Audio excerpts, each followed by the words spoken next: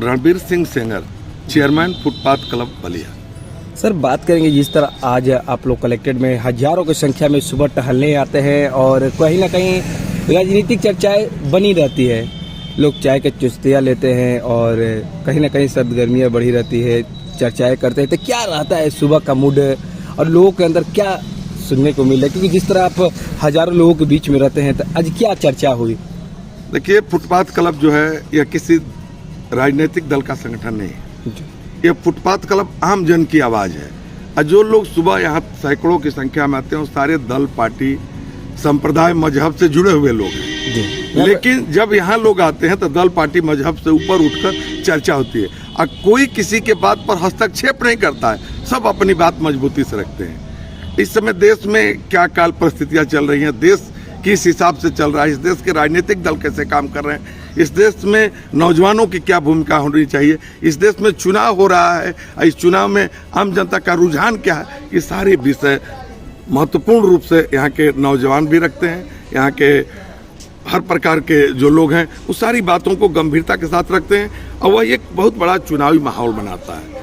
और यह सिर्फ चुनाव के लिए नहीं, यह बलिया की परिपाटी में है, यह बलिया की माटी में है कि देश के महत्वपूर्ण मसलों पर यहाँ हम लोग चाय की दुकान पर बैठ के जो चर्चा करते हैं, जो देश की संसद में चर्चा होती है, उससे बेहतर चर्चा यहाँ हम लोग की चाय की दुकान में फुटपाथ क्लब के लोग बैठ के चर्चा करते हैं। सर, बात करेंगे जिस तरह आज आप लोग चर्चा करते हैं, हमेशा से करते आते रहते थे, लेकिन कहीं ना कहीं बलिया में चुनाव है, एक जून को चुनाव है, तो कैसा आप लोग चाहते हैं कि यहाँ पे सांसद हो जो बलिया का विकास में अपना कदम बढ़ाए? आखिर आप लोग कैसा?